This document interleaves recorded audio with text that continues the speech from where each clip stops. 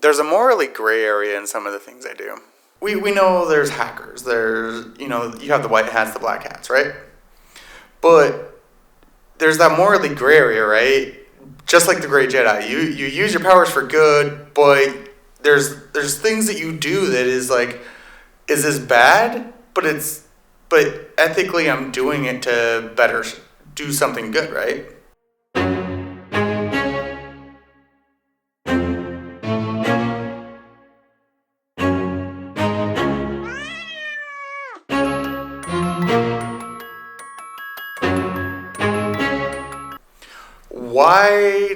Why do places like Zoom Info house all this data on a business and then sell it?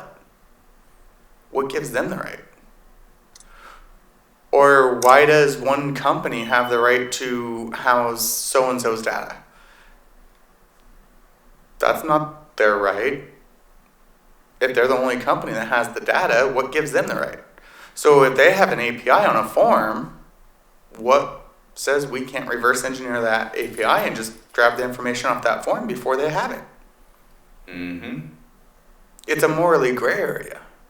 Mm-hmm. And how do you think people are going to try to regulate that? Well, right now, what they're really mad about is the whole, AI bot scraping websites and things like that. So they're trying to create like honey holes for these AIs to just constantly go down in like a black hole, and it's just a constant scrape pit, right?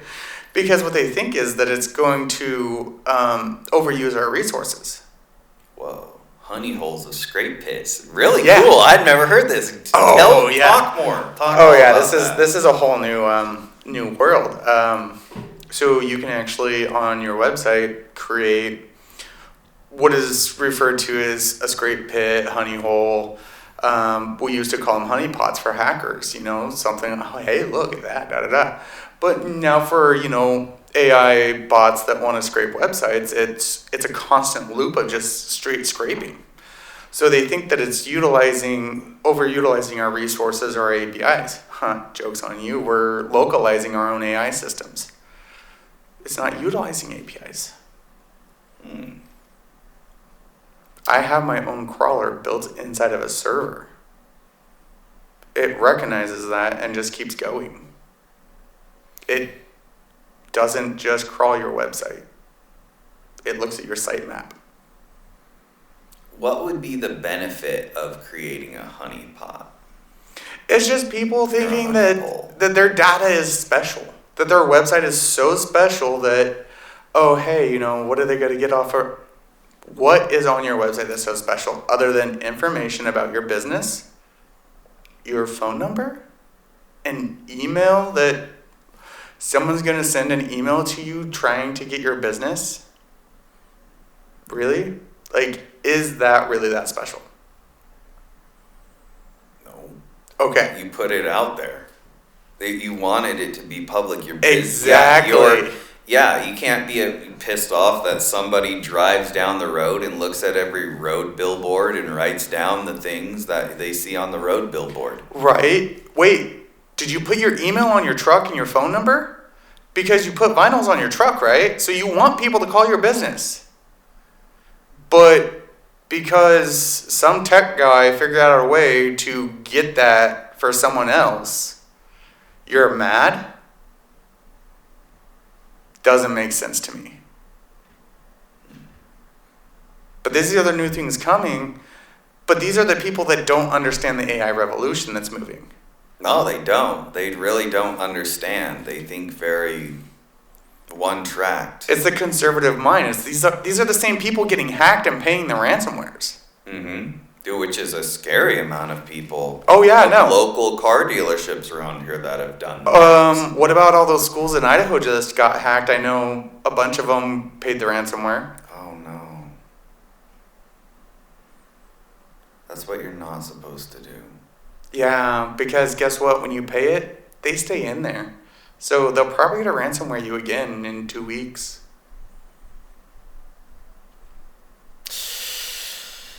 Damn, dude. No, it's tough because I had another guy. He talks about how he first started into cybersecurity. He's an Air Force guy,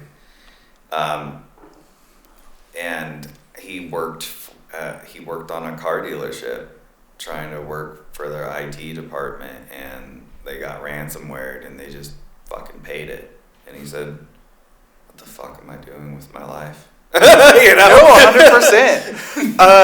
God, I was listening to a podcast about 3 weeks ago, and they were talking to a guy, and what he did was security for banks, and he, like, all of a sudden, he just realized that he can make more money being unethical because these banks, they don't care about security. That's the joke. Most businesses don't care about security. Proof in point. One of my friends, he works in the State Department for the state of Washington. He has a degree in cybersecurity. And I asked him, I was like, have you ever checked your state credentials on the dark web? He's like, no, and I don't care. I was like, don't you have server access? He's like, yeah, but it's not tied to my credentials. I was like, that's not the point. But have you checked your credentials on the dark web? He's like, no, and I don't care. I was like, here, let me look. 45,000 credentials on the dark web as of the 18th of this month. Damn. Was the newest breach. And that's just the DA, one of the departments. Just one of them. Like, that's ridiculous. I sat in the senator's office in Idaho earlier last year, and I showed him INL, over 65,000 credentials. They don't care. No, they don't. In fact, they don't. They're so blatantly corrupt, and that's part of it too. Like, they know they're corrupt, and there's this phrase. It's like men are like dogs. They shit in the yard for everyone to see. Women are like cats. They try to bury their shit. When it comes to the government, they're all just fucking dogs that shit in the yard, and openly they try to hide in the open. And they will take all of their corruption and put it into a CSV file and put it into data.gov, and I come across it. And then I find it, and I think, dude, you guys think we're fucking stupid? They do, and people are stupid, and they get away with it. And I see this often in scandals that I find in the data, too. So, yeah, hit it. Yeah, get you some. Yeah. Some of my best, that's what I love, is I love interviewing people in the world of cyber because it's really unique. One of the consequences that people have to consider, though, in the world of cyber is if you get caught, it's not good. If you're a convicted cyber criminal, it's a horrible fate. You need to move to a new country because some of them will never, ever touch a computer again. Oh, yeah, no, 100%. Yeah, they can never do it. And think about how a computer's in everything. Well, you have to move to a new country. You have to find a way to escape America and move to a new country. So, I mean, there's two sides of that. So either A, you're really, really good when you get arrested, and then the government picks you up. Yeah, that's true. But you have to be either really, really good and they never catch you, or you're really, really good and they catch you and they want to recruit you for something. Mm-hmm. You cannot be in between. There is no in between. Mm-hmm. So, and I really think that's kind of where you have to be. So, and that's why I refer to it as the morally gray area when we talk about reverse engineering like private APIs. Mm. Because that's a morally gray area. It's not technically illegal. Oh, yeah. No, I feel you. We're not stealing anything. We're not hacking someone. We're grabbing data before someone else gets it. I don't even view it like that. I see it as you as a consumer have a right to reverse engineer a product. Exactly. Like if I have a right to buy a cell phone and take it apart and play with it and hook it up to an Arduino and do all these things that I want to do. When you buy something and test it, your phone, you're allowed to jailbreak your phone technically. You just void the warranty. Mm-hmm. You're allowed to, like, there's an entire dedicated sector that has a hold on the government. It's called Underwriters Laboratories. And that's all they do. Is just dedicate, it's just the teams of engineers that reverse engineer everything to try to give it approval or not. And if you're putting something out there for the public to consume, or it is making inference on the public or people, that needs to be. You have a duty to reverse engineer it. Oh, yeah. Now certain people that don't understand, the first thing they go to is fear, because that's their initial intuition, is fear. I don't understand this. And because they don't understand it, they think it's nefarious. Oh, 100%. And that's what I'm finding. I'm finding it with trying to, because I got this big initiative I'm trying to do with automotive data, right?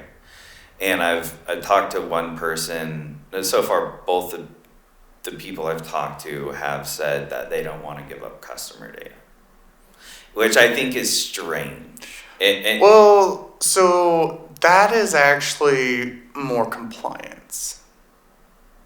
Okay, I can see that. Like, yeah, that with like cybersecurity shit and PO, Well, and I bet you there is like some compliance stuff. So think about it. What is the point of cybersecurity? Is to protect our customer data, right? Mm-hmm. So if you just walk in and say, "Hey, can I have your customer data?" It's like, wait, what? They work really hard to protect it in cybersecurity, right? But if you just walk in and you're like, "Hey, can I have that?" Mm-hmm. It's like, wait, we protect this for a reason. Because the government tells us that we have to protect our customer data so people can't get their social security numbers and so on and so forth. But if you approach it correctly, Mm-hmm. and you were to go in and be like, "Hi, my name's so-and-so. I'm doing research on who bought a..." Yeah, talking to Yeah, my name's so-and-so. I'm doing research on who bought this model of car of this year, and I was wondering if I could get the names. Mm-hmm. You are not technically asking for their social securities, their address. You're just asking for possibly a first and last name. Yeah, or I would like to essentially recreate Carfax. Yeah. Okay, and you're right. It's strange to me, the world of data and how people put up these walls because other walls have been put around them, like cybersecurity Yes. laws or stuff, and some don't have to abide by that. You'd be surprised how many small businesses have no cybersecurity, anything. Actually, I'm not really surprised about how many don't. Yeah, and they're running POS systems, you know? Actually, you'd be surprised about how many businesses running POS systems that aren't even compliant. And I tell them, like, you realize what I say is what you're doing is you're trying to keep outsiders from getting it. Mm-hmm. Unethically. I am ethically asking you. And what's strange is when you start throwing in money, Yeah. they start to change. Okay, so I'll say like, hey, so how much, if I was to go up and say, hey man, I'll pay you $100 for a gigabyte of all of your customers and all of the customer data, some people say yeah. And then I say, okay, well how about 50? And they go up. Well, it also depends on, the premise behind it. So if you were to go up to, like one of the good car lots and be like, hey, I'm building an application. It's kind of like Carfax, and this is what I'm looking to do. Show them what it is, and potentially you could even get an investor right there. Mm-hmm. And they might even just give you all of their data to actually implement. Which is strange. It's actually really not that strange, but if you have it's strange that there's resistance. While they will be willing to do it, other people will be like, no. I don't want to give up stuff on my customers. Like, it was It's about the premise, okay? It's more about the premise and what is behind it. So if you come in with an application, most likely you're going to come in with a non-disclosure agreement. You're going to come in with, like, hey, here's our privacy policy. Here's this. Here's we're not selling to a third party. Here, like, da-da-da-da-da. We're official. I'm trying to be official here, guys. Like, not selling to a third party. That's a document I should. Well, I think under my data disclosure thing, like that I'm not selling to a third party. So if I come in with a guarantee that I say I'm not selling to a third party, and there's forms and shit. Yeah, basically, as long as you can come in, like, dude, my terms and conditions are like 32 pages long on my business. Basically, it covers hey, look, if I create something for you, unless I sign a piece of paper saying that it's actually yours, if we part ways, it's still mine because it's my intellectual property. Because I came up with it. You don't own it because I came up with it and I let you use it. It's still mine. But, and some people look at that and go like, wait, what? Like, you created it for me. And I'm like, just because I created it for you doesn't mean you own the intellectual property of it. Did you design it? Did you create it? Or did you just have a light bulb? People think just because they have a light bulb and they go hire a guy to actually create it, that they still own it. Oh, yeah. No. Oh, I know, and you're bringing up another topic that's like... No, actually I've dealt with this on multiple occasions, and it's one of those topics that is starting to become really sensitive because they think that they don't have to pay you for it. And that they think, and it's just like, whoa. So now it's like, okay. And then it's like, you come up with another idea and they hear about it and they're like, oh yeah, I came up with that. Wait, no, you have nothing to do with this. So it's, when we get into technology, like, morally gray areas and, what we do, like, I've worked in corporate IT. I've worked in small business IT. I've kind of done a little bit of everything. Cybersecurity. I've seen the bureaucracy. Like, the tech world, it kind of sucks. People look at us as we're janitors. Oh, yeah. Especially now. Oh, God, it is horrible. The luster is gone. That 90s luster. Oh, no. It was worse in the 90s. I think we're getting a little bit more recognition now, but it's still hard. Because we still have the boomers. It's the boomers. Yeah, that's true. It's hard to fight them. Some of them, I'm impressed the ones that understand. I'm impressed the ones that I don't have to, explain that much what data mining is. But then most of the time I do. Or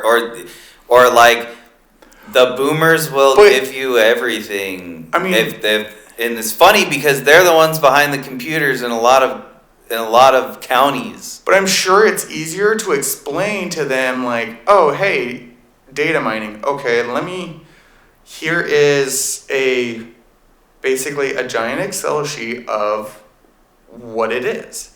And now here's your graphs and your charts and then how it moves, right? That is easier to explain than, hey, this is what I'm going to do with your business. I'm going to help you with your budgets. I'm going to train you guys. But you have to break it down even further, right? And then comes the hand-holding. Yeah. Fucking hand-holding. And that's another thing that's very almost disrespectful in the world of tech. Like when people think that they just try to bother you with nonchalant, bother you with stupid things that they should know how to do themselves in Excel or basic fucking things. It's like, dude, no, you should know how to. Actually, no. I will. Maybe I'm just overly No. hard. So there's a little bit of a. I will have to disagree on that one. I have actually ran a technology enablement session where I taught someone how to completely use Excel. Because they never got a chance to learn it. And this was actually at the start of the AI boom. So I taught them how to set up all of their Excel sheets utilizing ChatGPT. And I taught them in an hour. But they were really receptive. So that helped a lot. And then they asked for more technology enablement. So every time I've done a technology enablement with them, they've actually grasped what it was, because we give them the slide deck, we walk them through, and then we give them the recording because we do them on Teams. So they can go back and they can watch them. But that's the whole point of what our business is we don't do support. Support is part of our job. It's just a given. Because if we don't support your business, then it falls apart. But we're so proactive that you shouldn't have to call us. But we're also there to teach you. And if your tech partner is not also your success partner, they're not teaching you how to utilize technology. They're making you so reliant on them fixing it that you're not growing. That's so true. Yes. Yeah, you instead of a mentor, you become a janitor. And there's some people that will just compartmentalize you because you babied them and held their hand for so long that they're like, oh, that sounds hard. Daniel, save me. Exactly. I don't want to forgive this reference, but I don't want to have to put on my cape and play Captain Save-A-Ho every day. Yeah, no, it's the tough love shit. Like, exactly. You gotta teach motherfuckers how to do shit. I want to be there to teach you. So when I tell one of my clients, like, hey, I've installed this, hey, go look at those help docs. Here's the documents on it. Read, learn. It's there. Guess what? I just did the same thing because I had to learn about that new thing. I didn't know about it 3 days ago, but I had to learn about it in case I needed to teach you. Because guess what? I just sat there and I taught you something because I had to learn about it. And now I'm going to give you the video, but I'm also going to give you the help docs. Because now you have to learn about it as well.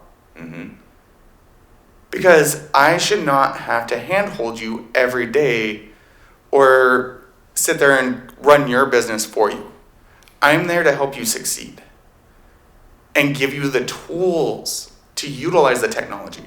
Because Microsoft didn't start out as a giant corporation. Amazon didn't start out as a giant corporation. But what was their main investment? Remind me. Technology. But it wasn't just money. Yeah. They put in their time and money into technology to learn it and to utilize it. And human capital. Exactly. Yeah. And that's what I'm finding too with a lot of phenomenal startups is like, hey, you can get 4 people in a room with the human capital and just solve crazy problems. Oh, yeah. Within 24 hours. And the tech startups seem to have no lack of human capital when people get around. The problem is coming down to the almighty getting people to click on a link, getting people to sell, selling, convincing people that your product or service is good, articulating that to prospective customers.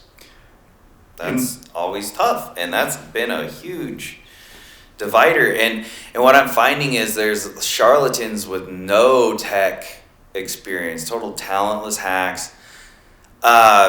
Specifically, there's this woman, 19-year-old Harvard dropout. They say, like, I don't know why people flock to that as a person who is, like, credible, a Harvard fucking dropout instantly. But her name was Elizabeth Holmes, and what she did was she created, she freaking stole billions of dollars from investors telling them that she could create this in-home blood test that could test your blood and tell all sorts of things from your comfort of your home, but it was total bullshit. And then all the real engineers, and what she did was she hired a bunch of like really qualified engineers right away to make her seem credible. Yeah. And she talked in a baritone voice like that as a woman, so she got more attention like that as well. And then she got outed by some of the engineers who were flat like, no, this isn't possible. You can't do this. And then you're fired. Anyone who questioned her fired them. And then enough engineers were fired and outed her out that exposed the whole thing. Elizabeth Holmes with Theranos. It's an interesting one. I mean, so you bring that up, and now I just have to laugh because so I actually have a friend that's actually he's doing capital raising, and he was at an event, and he was like, hey, check out this company. And I looked at it and I was like, wait, there's no way. They raised $5 million in capital down there, and all they were selling was white labeled Go High Level. Nothing special. Yeah, it's all about how you sell it, who you sell it to, and finding literally the right it's all about sales psychology. Yeah. So now it's like I could literally sit in front of someone right now and be like, hey, I can automate 90% of your business. You could fire half your staff. If you're nothing but a sales company, I'll replace all your salespeople with AI. Mm-hmm. But that's not a lie. I know, it's not a lie. So you got to get out there. I mean, I can do it. It's 100% true. My entire business right now is AI. I've replaced the need for hiring staff right now. Mm-hmm. In my business alone. And you've got some phenomenal data sets that you've scraped. Yeah. And that's just the start. Mm-hmm. We scraped almost 2,000 businesses in Spokane in less than an hour. Mm-hmm. True. If it's got data, you can reverse engineer it in the data sometimes. It's got trends. But if it's got data, you can tell everything. Pretty much. It. Yeah. Basically, if it's got an API, you can access it. Mm-hmm. And the APIs tend to work both ways too, so that's something to always consider. Sometimes I think, what is the staple of what a company should be? I'm always watching that. Like, what do these people have? First off, it's not like teams of people. It's usually just one dude who created it. Claims to be a founder, a blogger, a podcaster, all these other things that I think there's a path, okay? And like you start to find this path and you go down it, and I don't know where I'm going to go or how far or where it's going to lead me. I don't know where the industry is taking me. But what I see is data is the future. Yeah, I mean, data is the future 100%. I mean, data's been the present, And the past. Right? I mean, think about it. Yeah. What do you think those cyber criminals are getting? So right now, my new campaign launches on Monday, actually. So this is my shameless plug. And it's actually, I'm doing free dark web searches with a risk assessment on businesses. So basically, sign up, you answer 9 questions, and I'll run your business for a free dark web search, because every password that's on the dark web is worth $3 for your business on for cyber criminals. So every password we get off, we're saving your business thousands of dollars. That's a good value-adding thing. Yeah, 100%. I've heard the dark web's, slow. Well, I mean, you could actually have a cyber criminal sitting in your network right now, and they could be sit there for 6 months before anything happens. Yeah, no, what I'm saying is, computationally, waiting on the response time for... Oh, no, it actually only takes me 30 seconds to run a live search. Oh, okay. Yeah. I've never been in the dark web. Oh, it's one of those places you don't want to go. Yeah, and I don't want to go there. What I hear is you got to be able to protect yourself from what tries to follow you back. Basically, at the end of the day, if you have a queasy stomach or you're just one of those people that is like, I just saw something I really did not want to see, do not go to the dark web. Yeah, that's why I don't want to. I mean, there's enough people in the world who've already clicked agree. Yeah. So, which is another interesting thing too. So, and that's my mindset. You know, getting more data, quality data. I've been reaching out to Experian, TransUnion. Experian finally hit me back up to set up a time because I want to know, like, hey, what data do you got?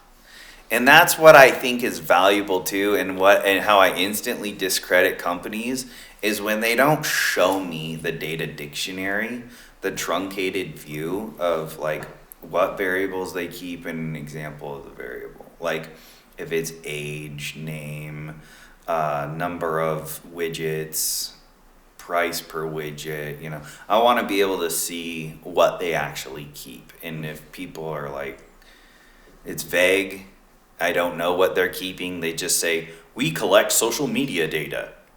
What the fuck does that mean? You know, I need to be able to see it. I need to see the data dictionary. And that's another consumer rights issue. Because when you go, like data is like ingredients for food, right? And you mix them all together and you can create your own special data set. But when I go to the grocery store, I want to see the nutrition facts. I want to make sure that what's in here is in here. Like if I don't want onions, I want to make sure there's no fucking onion powder in the shit. No, 100%. So, I mean, you talk about data and, you know, what they have, and that definitely reminds me of, you know, when I was in college taking, you know, my computer ethics and law. Like my theorem at the end of that was, you know, our data privacy. I was in there like 5-6 years ago. But even 5-6 years ago, we didn't have any data privacy. Think about it. Mm-hmm. TikTok, in their terms and conditions, had access to every bit of your phone. Every bit. Mm-hmm. But even in our mobile device management, for companies and things like that, we're not allowed to monitor your text messages or emails for compliance. But TikTok can access everything. That's why they got shut down. I mean, like social media outweighs compliance in our world. That tells me that we're moving towards a corporate structured bureaucracy in corporate America. So people want to talk about like the crazy things going on and the cyber attacks. But, I mean, we're talking about businesses not protecting themselves. Like, the things that we're moving towards is probably not that far off of some crazy shit out of some sci-fi movies with, like, corporate control America. Well, shit. That's why look at what's going on with the drive for putting in nuclear powered generators at all the damn server farms to try to keep up with the computation costs. And I thought it's funny that DeepSeek comes out with, I suspect, is a tree-based architecture that outperforms the large language model because the simple algorithms outperform other things. And they call me the Lorax because I speak for the trees. But the random forest is the superior architecture and is so much more computationally efficient. You can run random forest on your local machine much faster than a neural net. The thing is, the whole neural net concept is very computationally inefficient. However, it seems to be the standard for semantic meaning because I think people haven't really explored the possibility of random forest. It was just neural net was first to market for understanding semantic text. Well, I Okay. mean, think about it. Neural net. They're like, oh, look, neural. Yeah, I mean, right. that's really yeah, what it is. Sounds But more marketable. I mean, at the end of the day, does random forest, can it vectorize? The vectorization comes from the machine learning model principal component analysis. So principal component analysis, whenever you take a matrix and you multiply it by a one vector scalar, it creates an eigenvalue, thus an eigenvector. Then the eigenvector is explored in 3D dimensional space or vector space. And then they look for orthogonality between words for semantic meaning, such as like there's Queen, such as the music group, the Queen of England or Queen Bee. They would all be orthogonal. And so when a large language model goes to that specific portion, it's making a decision. It's actually switching to another model. It's switching to principal component analysis. So after principal component analysis, it analyzes which ones are orthogonal, makes its decision from that point, moves back to another exponentiating machine learning model, which exponentiates out from that semantic. That's how it can find the array. Like it finds the semantic meaning for like Queen the music group, right? Queen the music group, we got Bohemian Rhapsody. And then it populates with all that shit in vector space, and then it finds it. So that's the specific machine learning model. So what they're doing is they're running, instead of neural net, they run random forest, PCA, principal component analysis, exponentiation analysis, random forest, random forest, random forest. It may be neural net, but I don't think they run neural net. So it just replace any form of neural net with random forest. Yeah, I think what it is that they're not running they're running it in smaller parameters too. Yeah, and you can and you can hypertune, and the training time on random forest is like quick, dude. It is good. I mean, I still laugh because then OpenAI came out with the O3 model, and I mean, the R1 was still blowing it out of the water. Mm-hmm. Yeah, for the Kaggle competitions, what seems to kick ass is the random forest or XGBoost, which is the variant of random forest. The only downfall about R1 is that it can't utilize tools. So that's the only thing that's hindering us with it right now. Because I was working on utilizing R1 actually in one of my automations. So it unfortunately the R1 model could not create solid videos, so we had to use just the regular chat model. Still good videos though. But the randomization of the R1 model inside the tool was just way too far off the chart. Yeah, those are tough. Any of those image generation. No, well, it wasn't like the image generation itself. It was the R1 model. So how the R1 model works with its reasoning and its feedback, I could not eliminate the feedback fully, and it wouldn't follow the structure of the JSON. So the output of it, I could not eliminate and just get it structured properly. That's one of the downfalls of that model, and that's why I think that it's really, really good, and the things that we can do with it is insane. But at the same time, the ability to structure what we can with OpenAI and the 4.0 Mini is just really good, especially in automations. And I think that's a lot of the reason why I still stick with the 4.0 Mini. Yeah. I tried to I guess I think more primitively, just try to solve the more primitive problems with, so for example, when it comes to basic neural net, Yeah. I was working this job one time for 6 months, and I was as a robot operator. All I did was literally make widgets all day. So like, I'd operate a robot that made a bead of silicone around around a part that would go to another part to another. So, and I would have to monitor the machine every day and look at it physically and with my eyes, inspect it and see if the silicone bead was perfect. If it wasn't perfect, the whole thing went to shit, right? So it doesn't keep it sealed.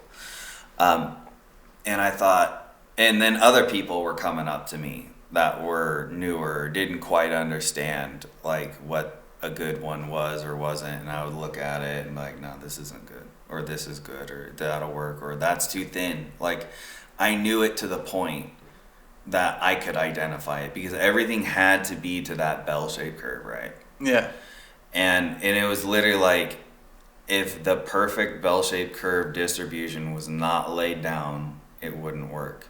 So, and then at that point, that was in 2020, and I had just learned how to run neural nets. And what I did was I took hundreds of pictures. And so when I came across a bad one, I'd take a picture of a bad one, like several pictures of bad ones, and then good ones. And then I made a neural net through that you could download on your phone through Microsoft Azure, and you could just take a picture of the widget and it would tell you whether or not it was good with like 90-something% accuracy. So just doing that, that sort of automation is huge. Time arbitrage and quality adding to the end product that people don't think about, man. I mean, you're thinking like out there, like you're thinking like a director trying to make a movie. I'm thinking like, hey, how do we just solve a basic, simple problem? And that's where all the fat money's in, man, is solving something small.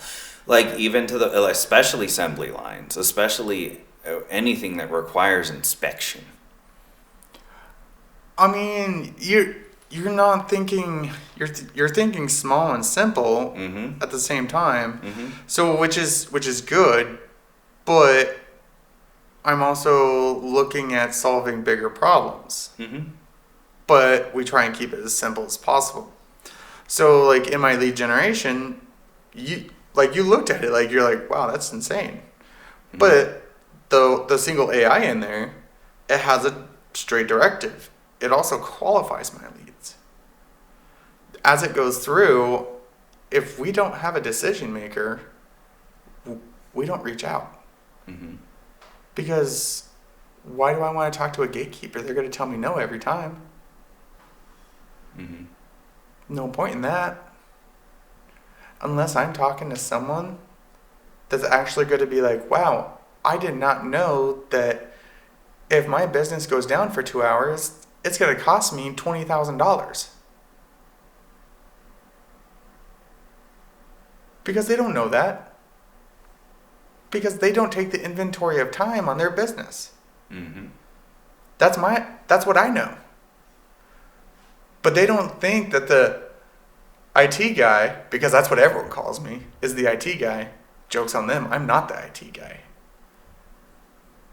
Actually, calling me an IT guy is actually,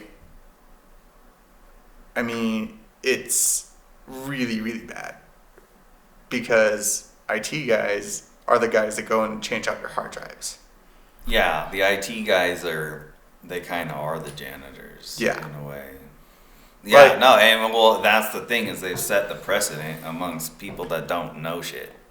Basically, what they have given us a bad name. So and some are incredibly like antisocial. Oh yeah, no, and, like, it's horrible. Just fucking nerds that get picked on. Yeah. Yeah, no, it actually is getting pretty bad. And I mean, so I actually had to explain it to one of my clients one day because she called me an IT guy, and I was like, wait, hold on, I'm gonna correct you right now. I was like, I don't care if you call me your tech guy, but please do not call me your IT guy. It's actually kind of offensive to me. Well, that's good.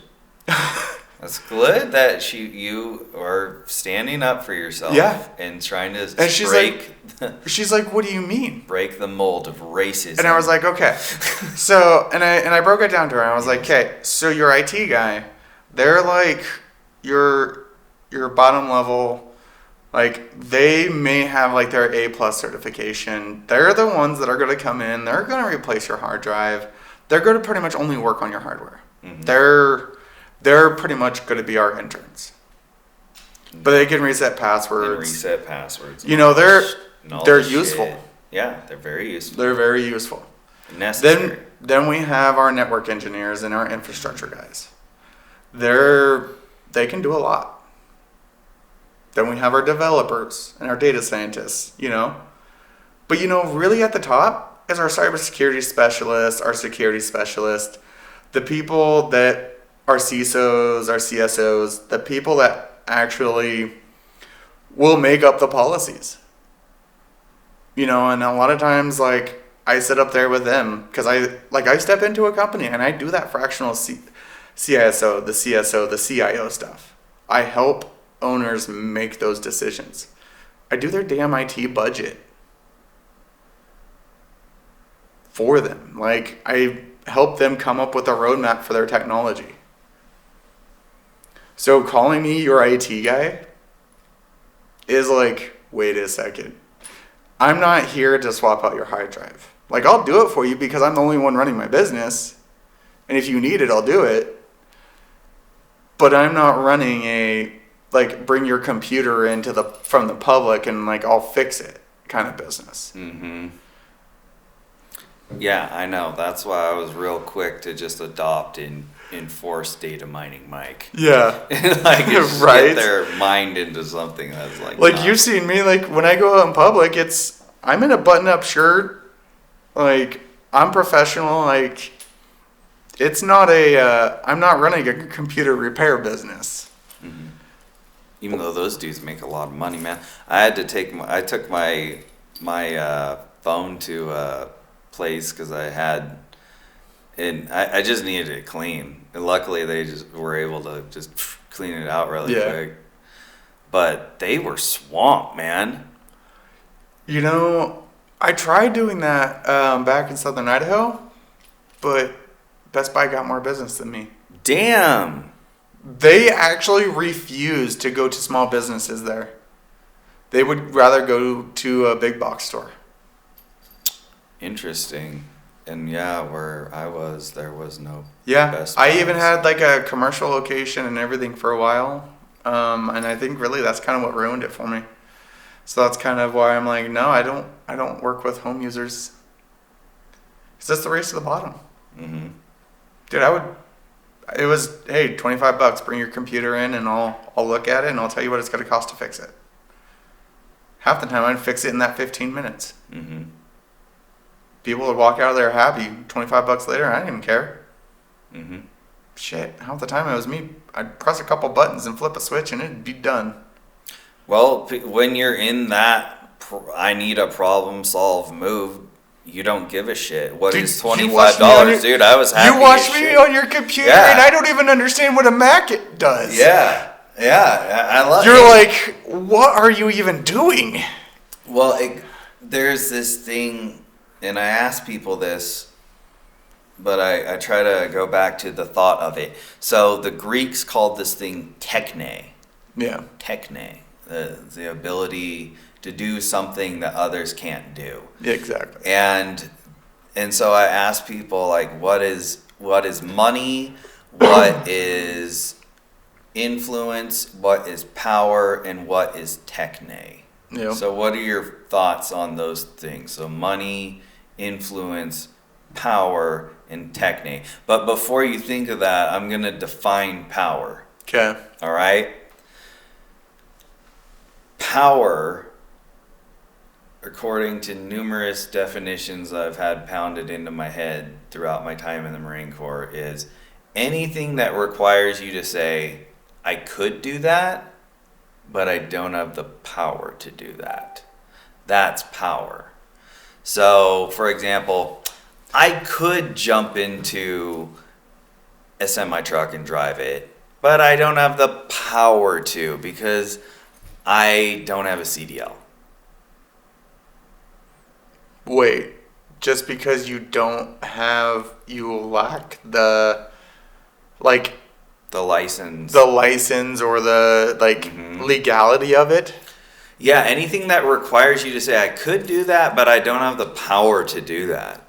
That's power. To me, I think that's wrong, because having the power and the ability to do something, but it's more of knowing when to use it, right?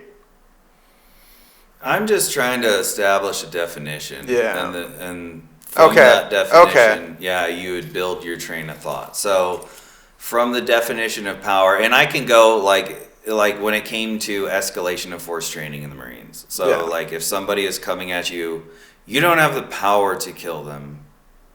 Yeah, you could kill them. You're armed to the teeth. But you don't have the power to until they conduct certain actions against you that enables you with the power to engage them. Right? So like, acting, there's escalation to the force before you go to lethal force, right? And the person who's coming at you has all the power. You have no power until they do an act that gives you the power to act upon them. Okay, you don't... Okay. And what everybody considers as power is influence. No, it's not influence. I mean, with great power comes great responsibility, right? Because you have the power to do something doesn't mean you have the right to do it whenever you want. True.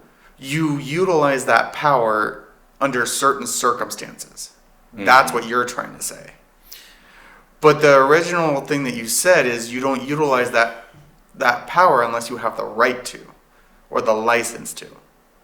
But then your second analogy says you utilize your power in a certain circumstance when it becomes necessary. Okay. Yeah. So now it's a conflict. But you see where I'm going? You have the power to do something. Like, I have the power to hack a business. But ethically, I don't do it. No, you have the techne to hack a business. You don't have the power to do that because you don't have the approval from them. Okay, that's fair. Well, just because I have the power to do it, I could do it illegally, and I still have the power. But I have the responsibility not to do it because ethically I don't.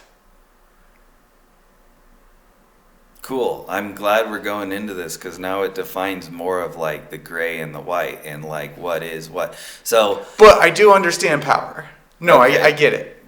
Power is like in my Tea Party world here. Yes. Like in my mind, power is anything that requires you to say I could do that. But I'm not going to. I don't have the power to do it. No, it's I have the power to do it. I'm just choosing not now to use it. Now you could have the techne to do it and the capabilities to do it, but you don't have the power to do it. Like, I could replace a roof, but I don't have the power to do it without a permit. And then the more you go into that definition, the more you find the government has a lot of the power. So power is all about licensing, but you can't kill a guy unless he Okay. No, I get it. The military is retarded. Oh yeah, there's a lot of retarded things. And I could go into depth on that. No, it's okay. I have other friends that are in the military and they say the same thing. But you're starting to sense that there's a difference between techne No, techne is having the technical capabilities to Yeah. do something, and power is I have the power to do something, but apparently I lack the approval. Yeah, the approval would be the power. I still think power is more of the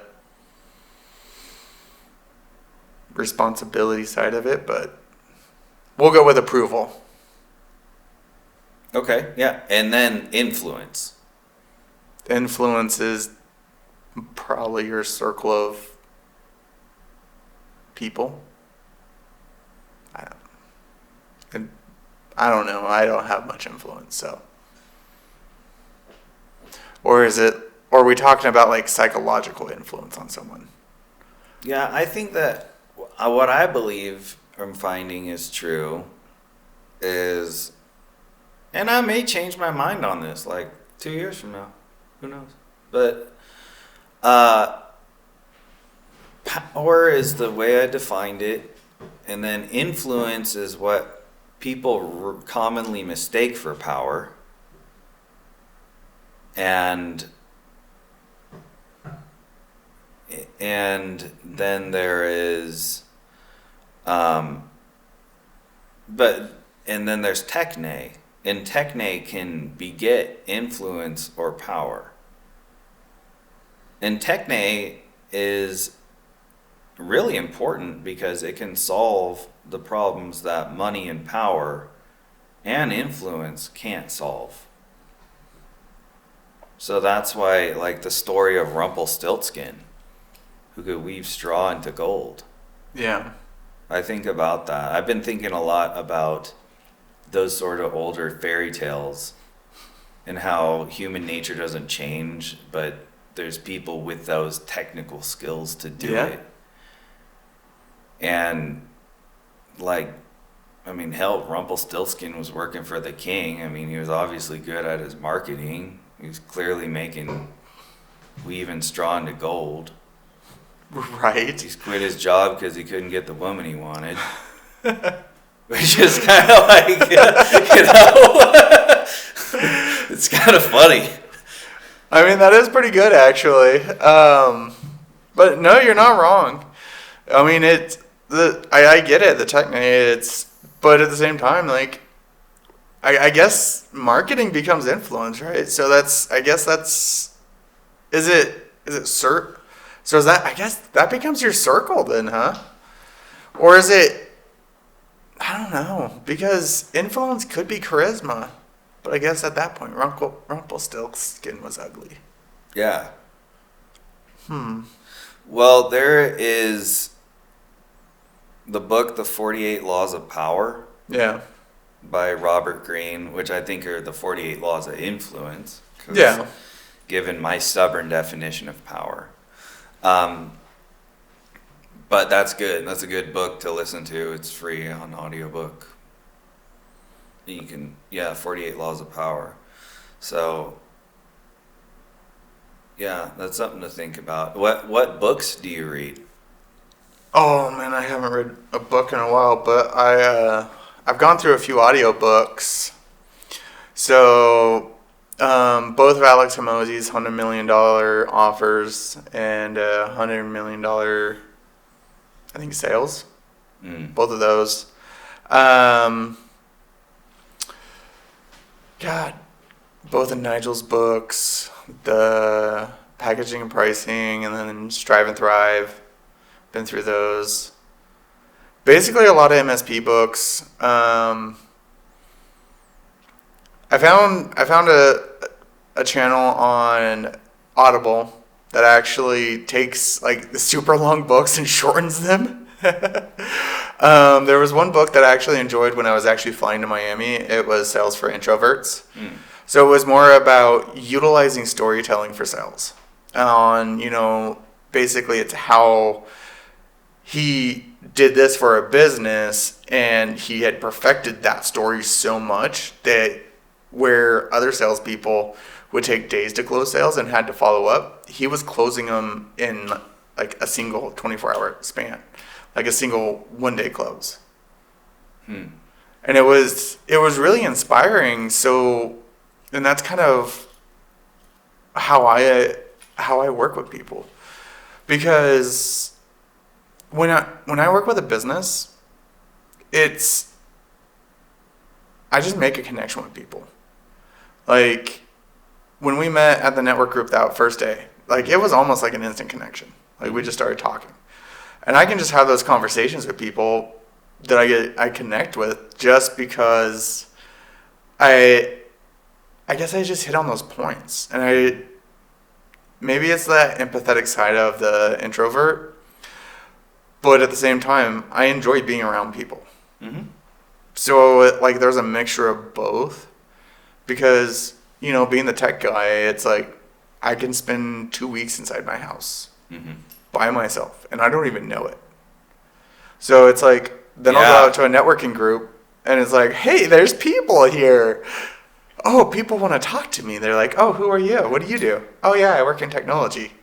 And they're like, oh, like what kind of technology? And it's like, okay. When you ask a tech guy what kind of technology they work in, do you really want to go down that rabbit hole? Because I can give you the simple meaning of, usually it's, yeah, I do like IT, support, cybersecurity, AI automation. And then the next question, oh, like what kind of like cybersecurity support, AI automation? If I tell you the next phrases, do you really think you're going to understand? No, you're not.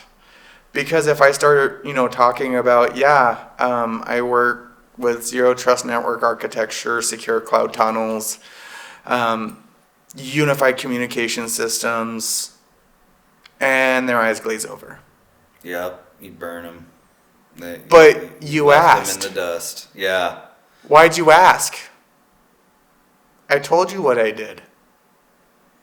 And then I'll instantly typecast you. You're not interesting, or you're just whatever. But what I literally just said is, I help you save money with better technology and keep you secure.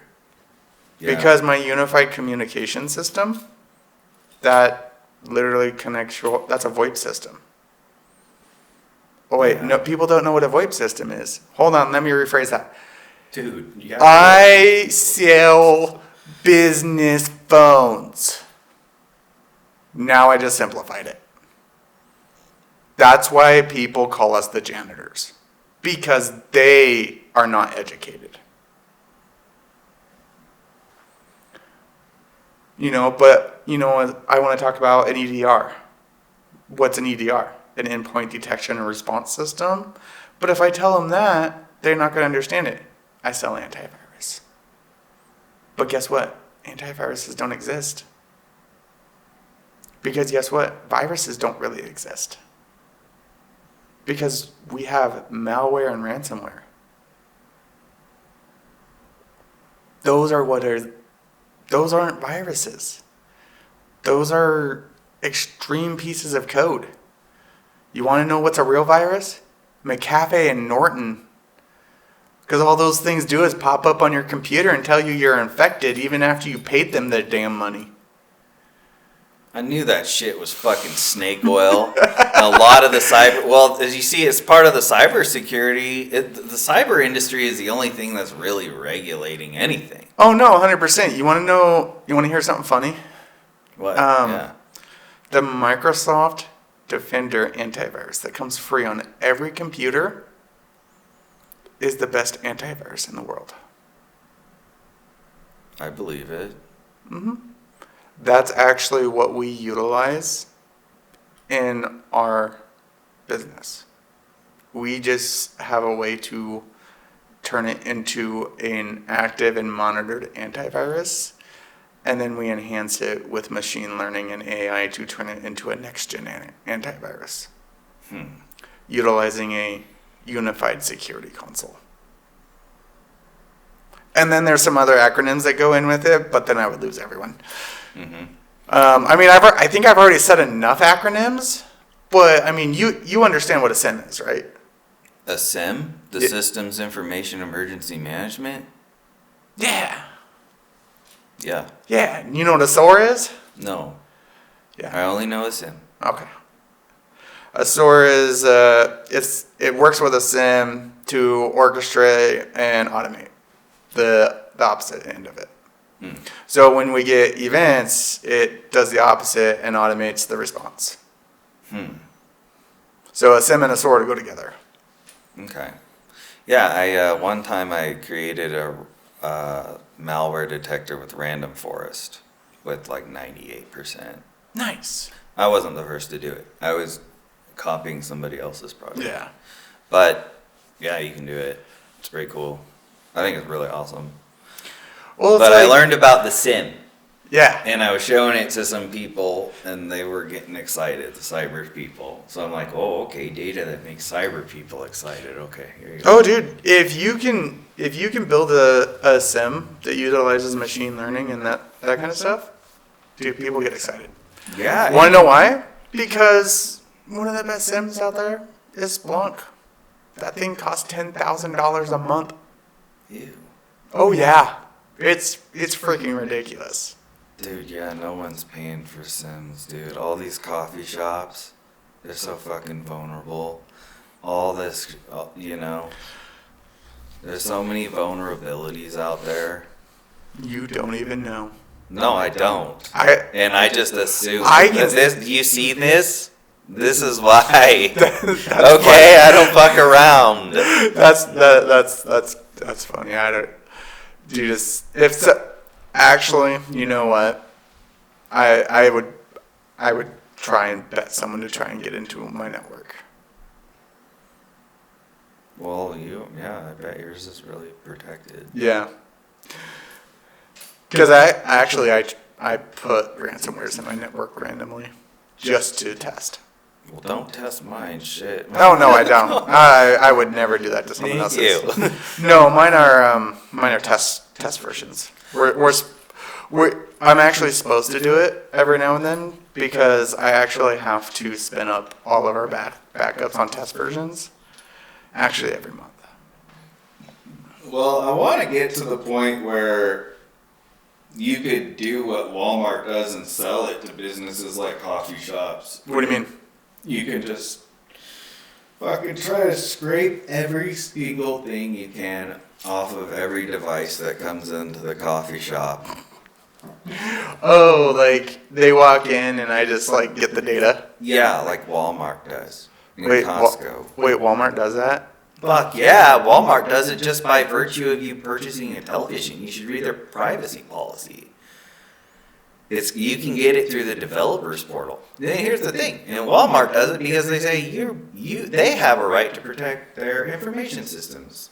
Wait, they scan your phone? Mm-hmm. They'll do every single phone they fucking can. Anything they can. Wait, how do they scan your phone? That's a good question. So we're going to go and we're going to look it up. Walmart. Because now I'm intrigued. Walmart privacy policy. And you can purchase Walmart data through the developers portal. Privacy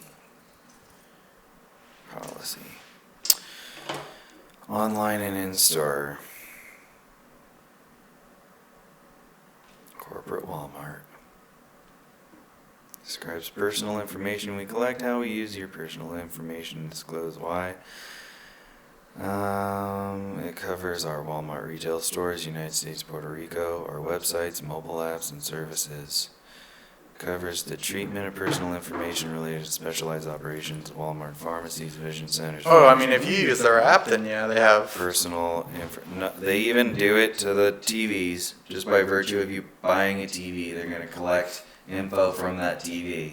Oh yeah, no. I thought you were saying that you walk into their store and they scan your phone. Geolocation, yes, data about the geolocation of your device. Yeah, This if may you be use their imprecise and app. inferred from. That's like having I a think they Verizon do it. phone and going close to a Verizon store. Mm-hmm. And they're getting your demographic information. And but we may collect or receive the categories of That's personal like- information Say- listed that's- below. The products. That is no worse than the Facebook policy. Yeah, I know. That is less than the TikTok policy. How we use your personal information. Performing services, including maintaining servicing accounts, performing advertising, security, integrity. But yeah. What? You should. This is why, like, when you go to Amazon, when you go to the Amazon campus, and you go back to their area, you have to turn in your device at the fucking desk before you go back. And a lot of corporate spaces are like that. So they know the devices work both ways.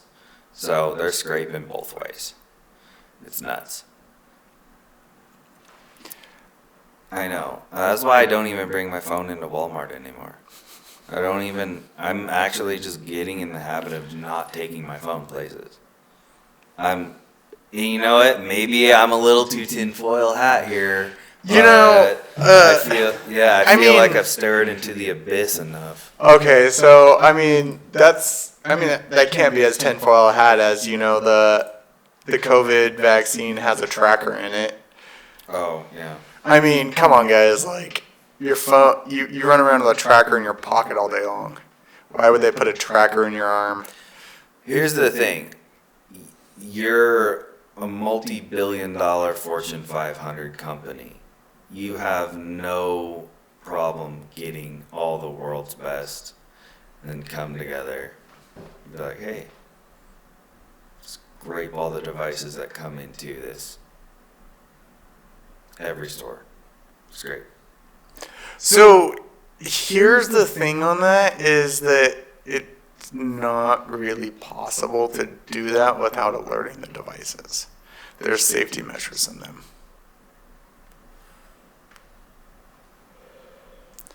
Unless you have their app. What if they're coding the safety measures? That's some bullshit fucking. So it's a thing for So it's the same concept of, you know, like an AirTag, right? Mm-hmm.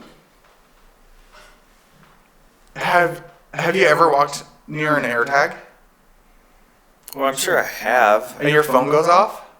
I guess. I haven't noticed. So, I haven't noticed. it was sometime last year, I actually helped a girl locate an AirTag in her vehicle because her ex was stalking her. Mm. And she's like, I can't figure out how he keeps finding me. I was like, did you check your vehicle for an AirTag? What? Yeah. Quick little scan. AirTag popped up. Police came and got it. How do you check vehicles for AirTags? If you have an iPhone, it should just automatically pop up. If you have an Android, there's an app you download, and it will scan.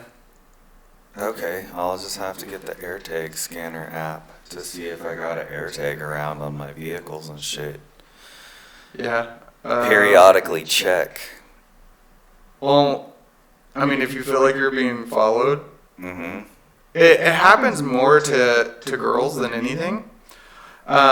Because there was that whole era of where those creepy guys. Well, I got a daughter. I mean. Yeah. Yeah. So I mean, like, how do I figure out if she's got an AirTag on her?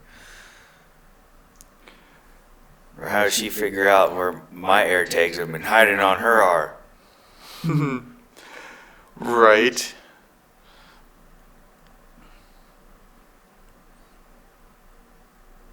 I'm all about fathers AirTagging their daughters.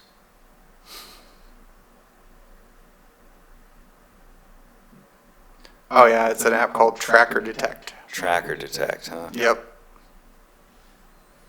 Just runs like that, and it will detect if there's an AirTag.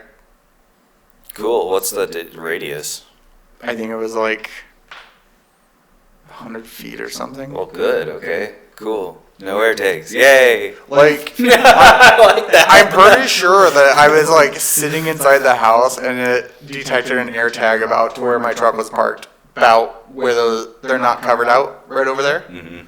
Yeah, about that far. It was actually a pretty good distance. Like, I was actually pretty impressed. And then we like actually were able to locate it and make it beep in the truck. Damn. Yeah. Damn. So it's small things like that matter. Mm-hmm. But at the same time, like, you've heard about those card skimmers, right? Yeah, dude, I was victim of one. No shit. Yeah, they were fucking you know- skimming the air pumps because the air pumps at the gas stations are out of sight of the cameras. And I had a leaky, Oh shit. I had a leaky tire, so I was always getting air periodically at the time. Yeah, I got scammed. Oh man, that's horrible. Yeah. That's why I only get fuel at Costco, because they have to check it every hour. Oh, no shit. That's Costco quality. Right?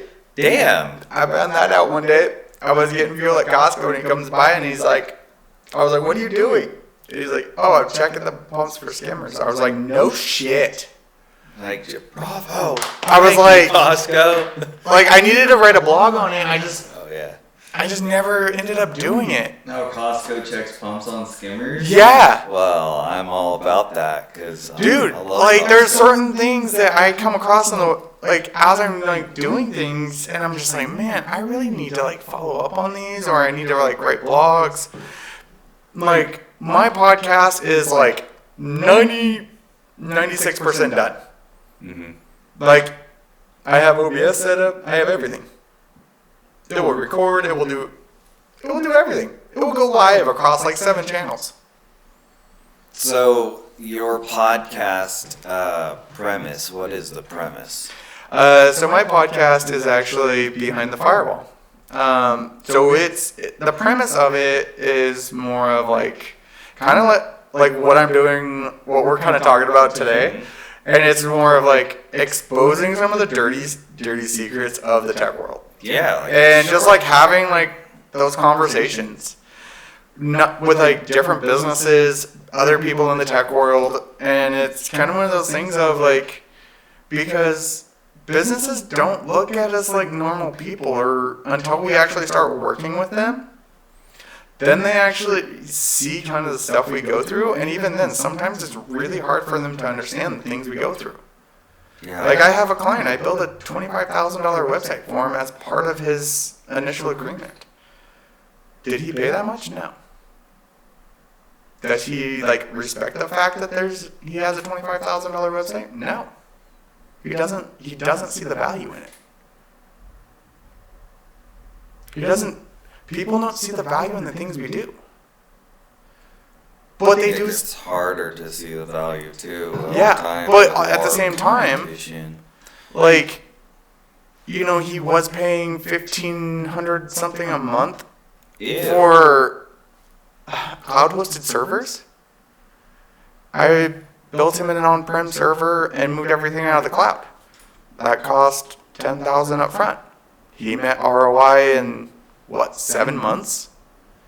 Saves $1,500 a month now. He was paying his internet provider $400 a month for his landline phones. We put him on a VoIP system.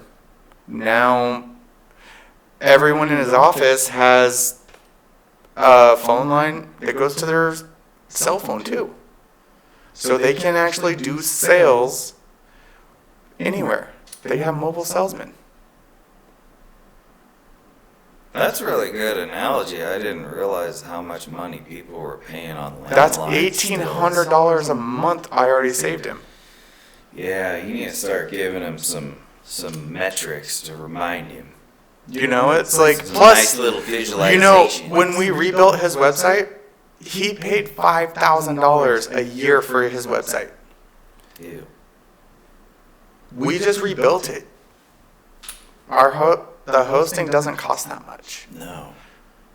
If we do part ways, his hosting plan will cost maybe $400 for 4 years.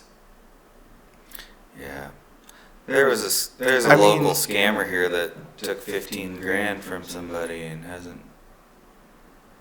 Speaking of scammers, it's like, I had a client have their office person. Grandpa got scammed out of $12,000 in gift cards.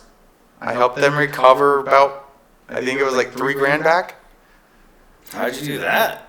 Like, what's that? I'm a cybersecurity No, specialist. tell that whole story. That sounds So, good. okay, it's actually really not as good as it sounds, but because there's a process you go through. It's just a list of items that, so if you're getting scammed and you know it, most people don't like to admit that they're getting scammed, right? After they've given someone X amount of money. But said person's grandpa was getting scammed for some unknown reason. Apparently he didn't want to talk about it. Probably because these scammers, they'll get, good looking girls that could be 18, 19, whatever, and talk to older guys.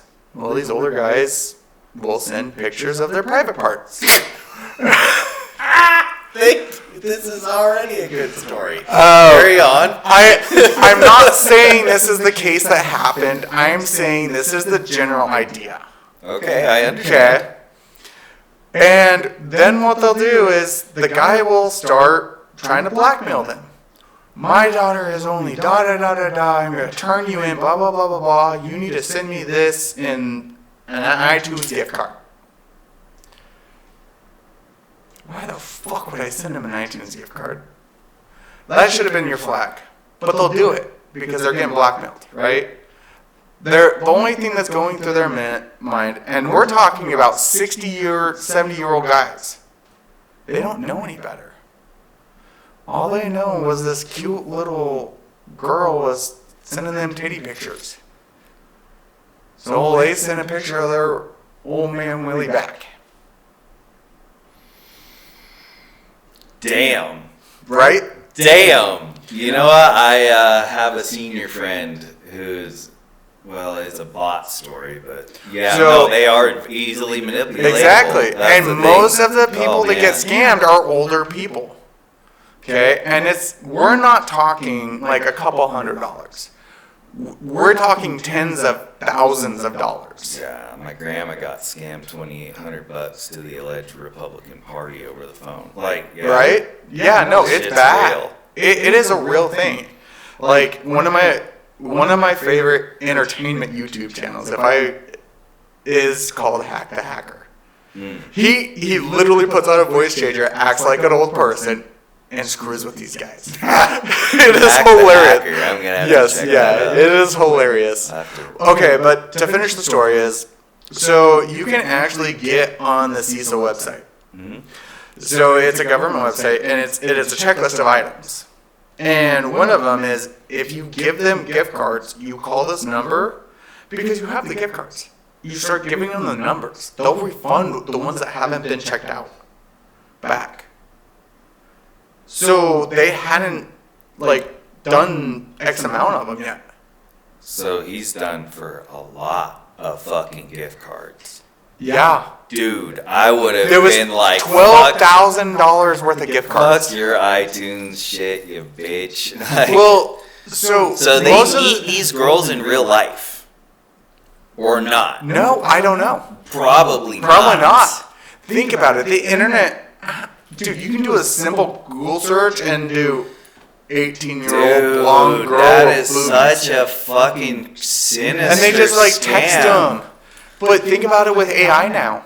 Think of how bad Yeah, it's you going to can get with just AI. run it with bots and just Oh, try yeah. to run ChatGPT or some sinister fucking I have chat a voice bot. AI system that you can do a voice clone. Yeah. The Yeah. fucking scams are gonna get insane. Like, the deepfakes, the scamming, the shit is gonna get real. And the biggest thing that I can tell a business is, and this is the number one thing why I wore my sweater today, is because every time I do this, people think I'm a hacker. Yeah. Does that look like one? I like it. So, it's like, but at the same time, I've also been called, the tech wizard. Because I do crazy, insane shit with technology. But at the end of the day, it's not someone sitting in their grandma's basement looking like this trying to fucking hack you. It's someone that I normally look like in a fucking button-up, sitting in a high-rise in Russia, saying, yeah, this is going to go get those little fucking American bastards and you're going to get paid. What's crazy is how, and I'm finding because I run into people that get scammed a lot, and that's one of the reasons why people come to me is usually after the fact, and they're like, hey, I think we're getting scammed, or can you look at this data for us? And then I'll let them know, like, yeah, you're getting scammed, or that's not possible. I had a problem with that, with the, yeah. But either way, there is a lot of fucking scammers out there, man, and they are on the rise. But what's crazy is how many people just keep it quiet, right? And they don't tell anybody, and they just keep going along with it, and then they don't tell anyone. It's like, dude, look at your behavior. Your behavior is not normal. Like in the fact, but they like people will ping on something. Like, it's a good scam. It's a good fucking scam. You know what I really think's a scam now? Since we're on the point of scamming, and is the people selling prompts. People selling AI prompts. Have you seen those? Mm-mm. Yeah, people are selling AI prompts in Facebook groups. I believe it. Yeah. No, I think anything they think they can sell, they'll try to sell it. Oh, God, they'll yeah. Try to, I was just looking up today before you came. I was on Google Trends because I just wanted to like find what are the trending keywords for the day. And then I went into Google BigQuery, and then I got lost in Google BigQuery with all the Google trend words. And then I went down to trending data sets, like what are the most looked up trending data sets? And it's the U.S. Census income data set. I'm like, no fucking shit, because everybody, this is the most public, because everyone's taking it and they're ripping it off and they're selling it. Trying to do shit with it. It's like, damn, that is not even the best data set you could use that's publicly available. It's market analysis data. Yeah, it's just data. They want to say they have. No, they're comparing it. Okay, yeah, go ahead. What do you mean? So what they're doing is they're running that census data against people who are buying houses. I could see that. Well, yeah, generally. Yeah, so that's the most of your leads list dudes are people in the mortgage industry. Yeah. Yeah, and that's what I'm finding. Yeah. Good point. So if you can do anything with MLS listings or search intent to grab anything like that, you have the best lead list in the world. And I'm this far from it. I already have the ability to give an AI system that will basically, if you're a realtor and you want an AI system that will answer your phone and give your potential new client a full, all your MLS listings and basically match them to their perfect house, I have that already built. I'm just this far away from having the search intent lead list from Google.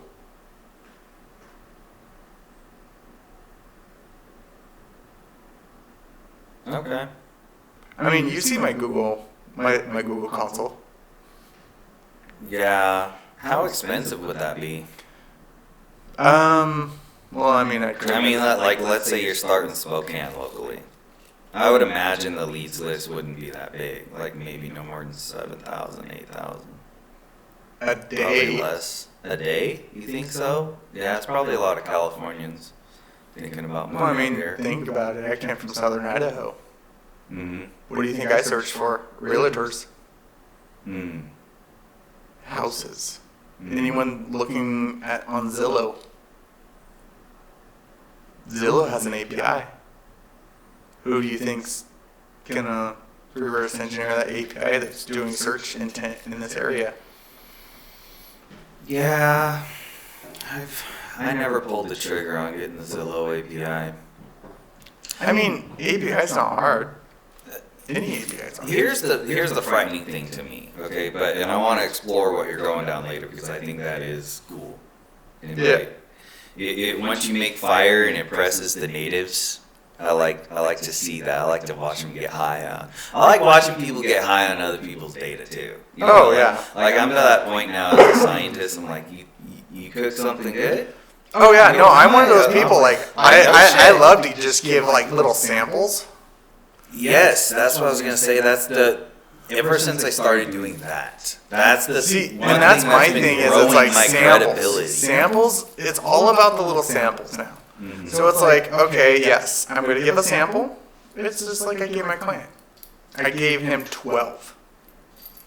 I showed him that I could do it, and then I gave him 12 to look at. And then he asked me about it. And then I corrected the way he asked. Because the original way he asked was that I was going to give it to him. Mm. And I corrected him and I said, yeah, I don't think I said that it was for free. I don't know. And then he was like, oh yeah, you said it, you would sell it. I was like, yes. And then I said, that system's $5,000. And he about to shit himself. Dude, some of these motherfuckers will pay like $100,000. Oh yeah. For a good data set. I mean, so you're on the right spot. I think that if I give out some samples and I will know they work when they come back asking for more. And all you have to do, and what you're gonna do, they're gonna be like, you're just gonna create you could just create even just a little video, like a little social media video of it. Just be like, yeah, look, I've got 5 right here, and we got a trend. You don't even have to do anything special with it, technically. No, you don't. You don't have to. You don't even have to go talk to them in person. With the groups that I've seen right now for the social media in this area, it's free picking. Oh, for sure, dude. To me, I feel like almost like a shepherd, like calling to try to protect them from the charlatans. The tech companies on social media, they're non-existent. Oh, for sure. So with what I have coming, yeah, they are non-existent. They're just with what I have coming after this weekend, because I was telling you about the Flora stuff, right? That it was too expensive and that I had to switch to a different one. Yeah. But I was fixing the lead stuff this weekend to get that going. And then the social media automation. I told you what it does, right? Remind me. So what it's going to do is it's going to scrape Instagram for all the most trending posts. Take those, flip it into our tone, create the new media and repost. Pretty much we'll get 15,000 followers in 15 days, just on Instagram. Does the same thing for LinkedIn. Basically, we'll turn our business viral overnight. That's really cool. Because, you know what? Don't reinvent the wheel. Post. I agree. Someone else has already done it. And what's cool about what you just said is it reminded me of a book that I checked out of the library, and I had to return it. I returned it last week, but it's called Mining the Social Web. And pretty much. And they went into all the ways, and I started learning about, I need to get my business verified with Meta, and I'm still waiting on that. No, you don't. Through Meta developers. Oh. Yeah, in order for me to, because I want to do the app, I want to create the app, and they log in through their Facebook, and then by virtue of logging in through their Facebook, then I get all their social media posts, likes, comments, some other stuff. It's pretty cool. You don't have to be verified. Well, yeah, I need help with that. As much data as I can get. I'm always trying to learn. And what's interesting... I have the Facebook API to scrape Facebook too. I can scrape Facebook groups for emails and... Does that cost you money? I mean, everything costs money. Oh, well, like, for the Facebook API, like, how many can you do before it starts charging you? Okay, so the secret to what I do is a secret. Okay. I mean, it's all about you don't use your own accounts. Oh, that's wise. Yeah. That's pragmatic. Because you'll most likely, as the first 2 or 3 times you do these, you shut down your accounts. Gotcha. That's usually what we do. You're going for big hauls. Well, when you go to scrape a 40,000 person group, you don't just take 10. That's valuable. You should say that. You should put that as a big selling point. Like, I can scrape Facebook groups. I mean, I just started that one today. Yeah, you should put that as a selling point. Scraping Facebook groups. But the point of my business is not the fact that I scrape stuff. I know, but I mean, the fact that I do this is not a, hey, this is what I do. I'm a cybersecurity specialist. Like, so if I tell that, like, basically, if you get into, like, a business relationship with me and you're a B2B business, then yes, I'll be like, hey, check this out. Look, I have lead generation stuff. I have full automations. I'm kind of like your technology drug dealer here, guys. Like, what do you need? Like, I got you.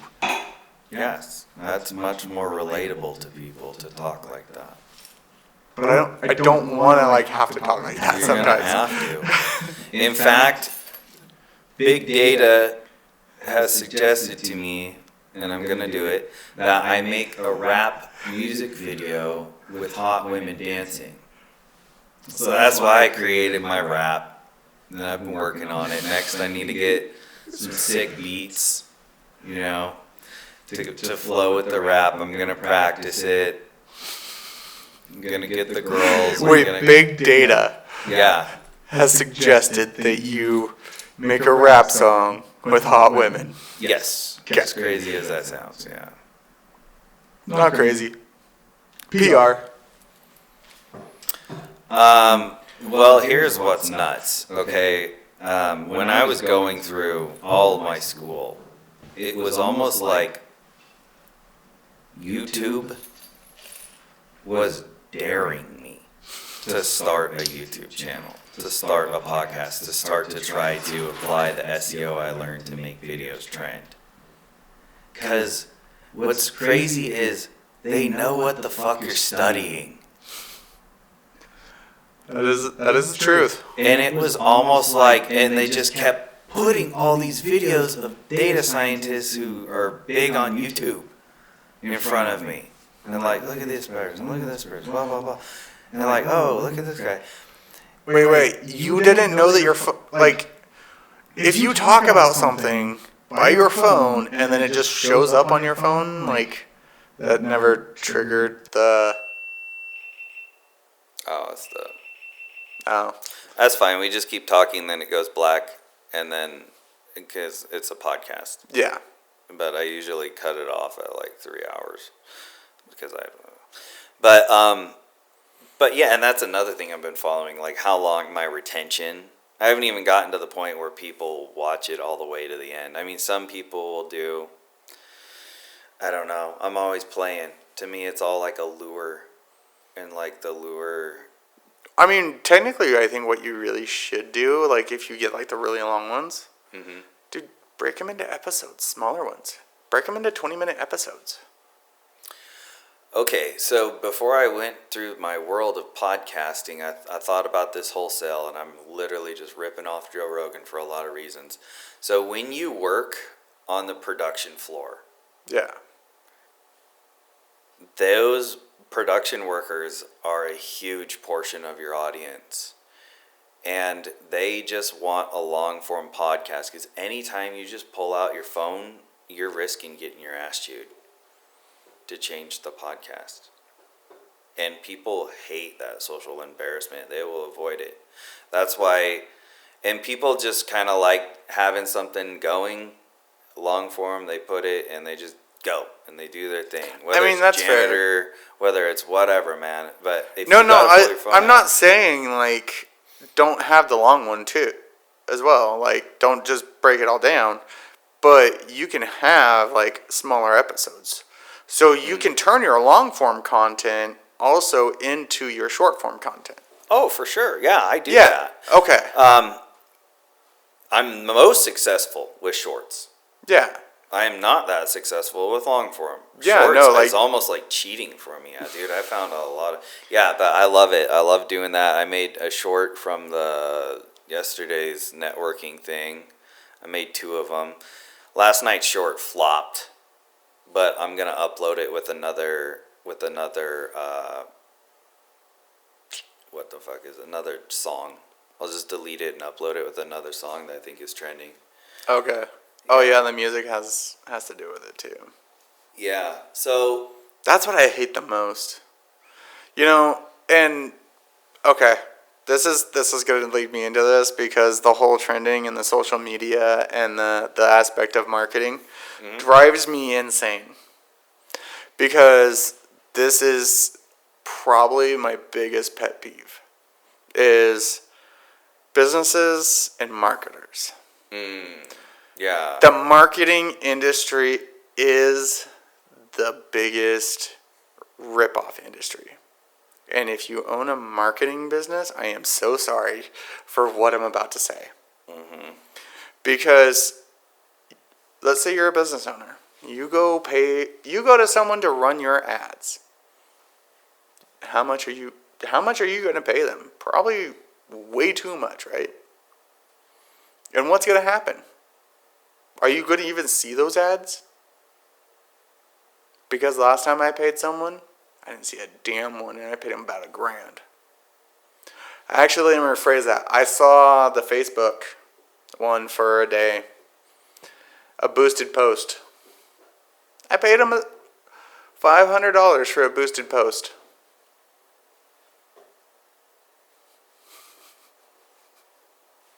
Yeah, no, it's all smoke and mirrors. There's Yeah, a lot of fucking the charlatans. Google ads, never even saw those. Yeah. And that's why with my CRM, that's why I white labeled Go High Level. Because I saw these marketers, and one of the things I did learn is that most of the agency people that are running Go High Level are marketing people. So they don't understand the tech side of what that can actually do. No, they don't know shit. Oh yeah. They're So just cons.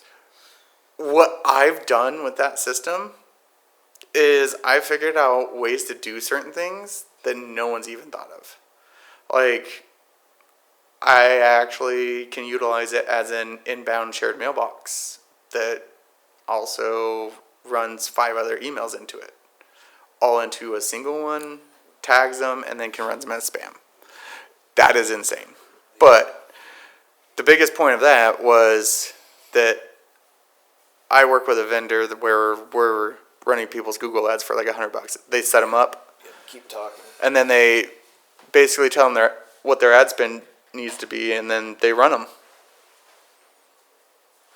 into their Google ads for $100. Sets up their ad copy and everything, and does their SEO for $100 with 4 blogs. I pay for that. That's why I rank like in the top 5 on like 25 keywords right now in Spokane on a website I built 2 months ago. Yeah, my dad was paying over $200 a month for this place to build and maintain his website, but it didn't do a damn thing for him. And I said, just stop. And I built him a Google business profile, and if anything, he's saving money. Oh, and yeah. the Google business profile actually works. I think it's more important than a website in a lot of ways, especially if you're trades. Yeah. The Google business profile does do a lot. The website does a lot itself too. But one of the biggest things you can do is you run a website that you can automate some kind of blogs to, especially a WordPress one, and then you run an RSS feed to automate a post that goes down to your Google business profile. So I post pretty much every few days to my Google business profile automatically with a blog. That's good. Yeah. It's actually really, really crazily insane. And that means, I don't know. I don't feel that Spokane has a very big tech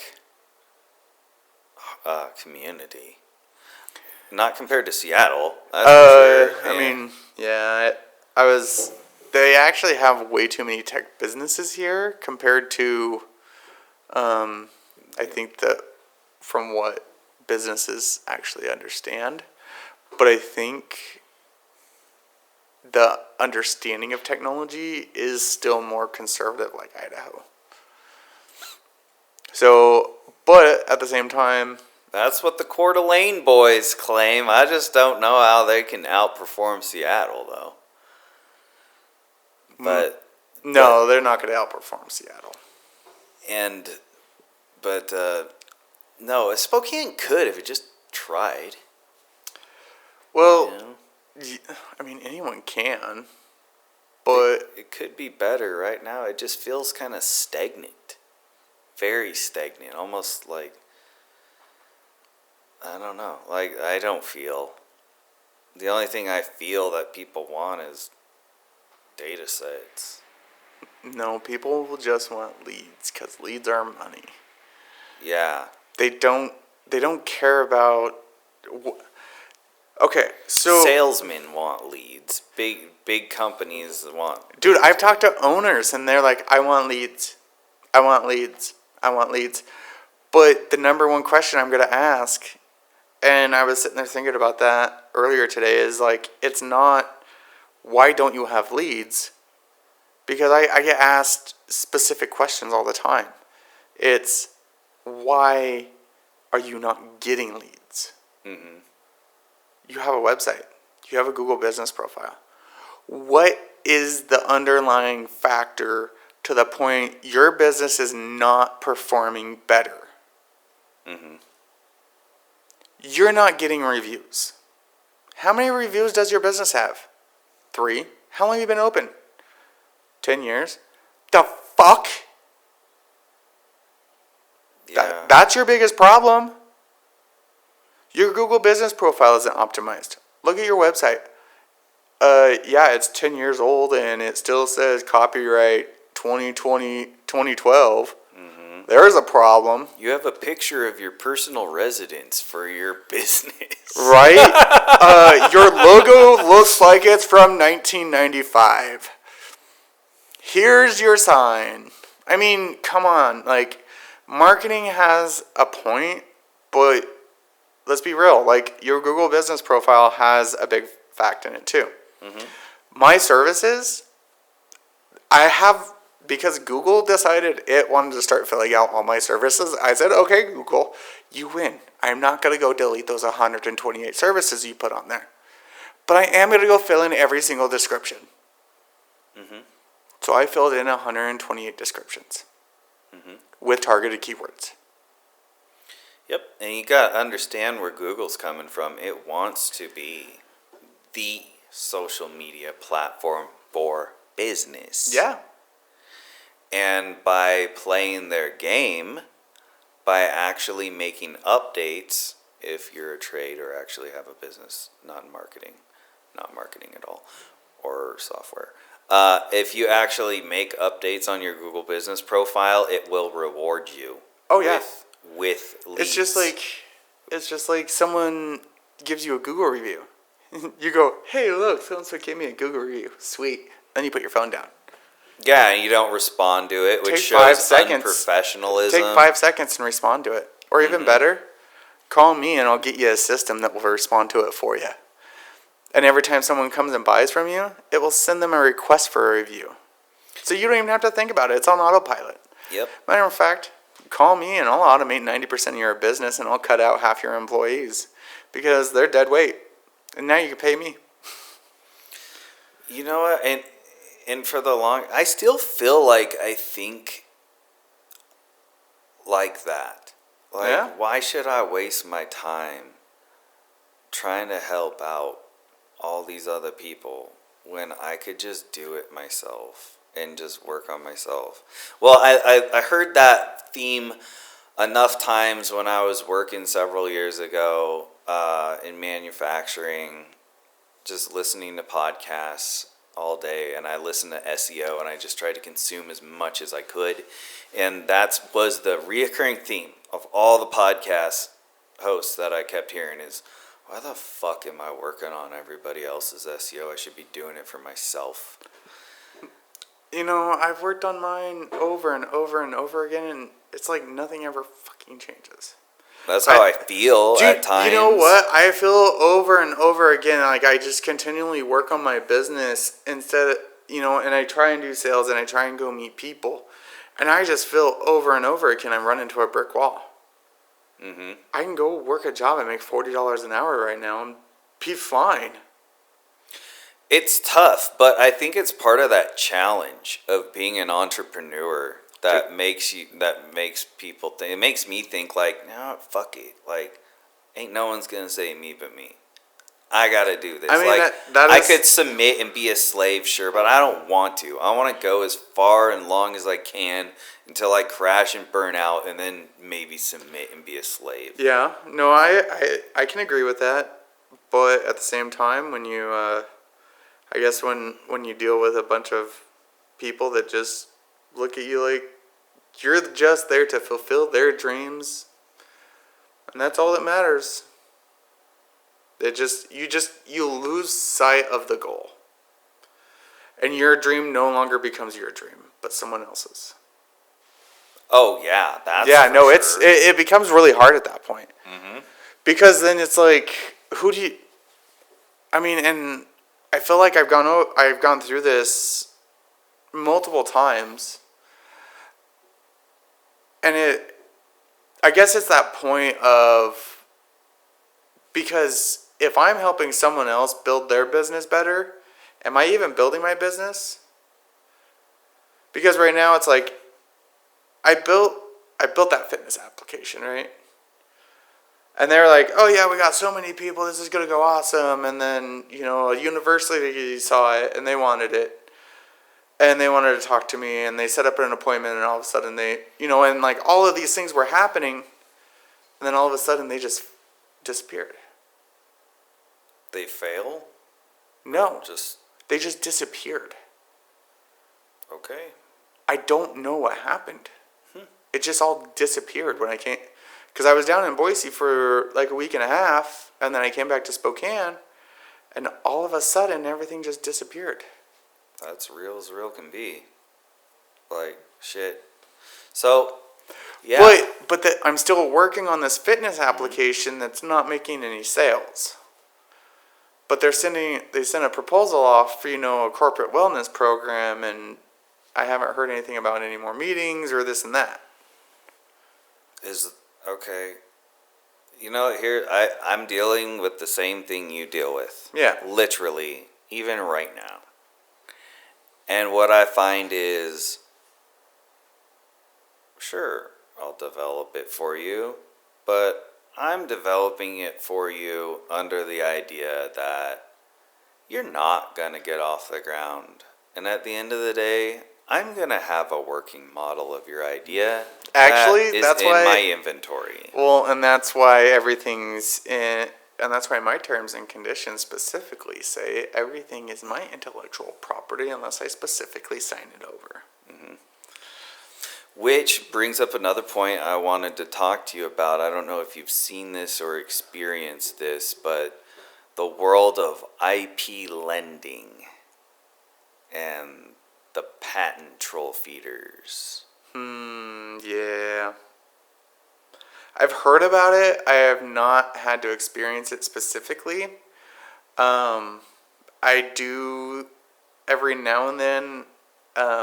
Some people try and do that with me in their website, especially on the very, very simple ones that I build in the simple AI builder websites, and then I try and tell them like those aren't migratable.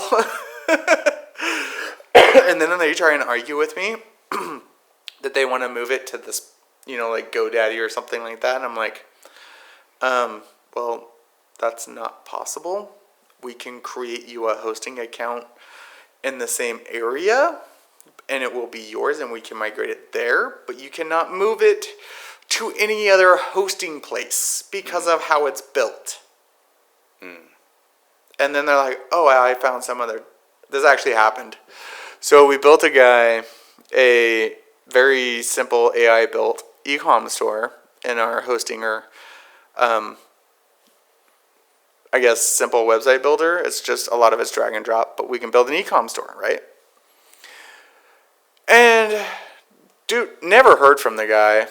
And then randomly he just starts calling me and going like, hey, I can't get access. I said, okay, well, we updated our hosting plan. Is this why? And he's like, and we fixed it.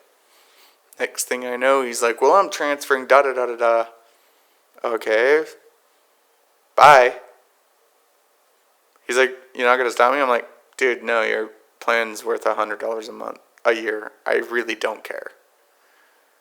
And he's like, well, you need to give me my website. I'm like, did you not hear the deal? Like, the website can't be transferred anywhere because of the way it was built. Like, if you want it, we can move it to a different hosting plan inside here, but it can't leave, like, the hosting or hosting service. Like, it's not physically possible. Mm-hmm.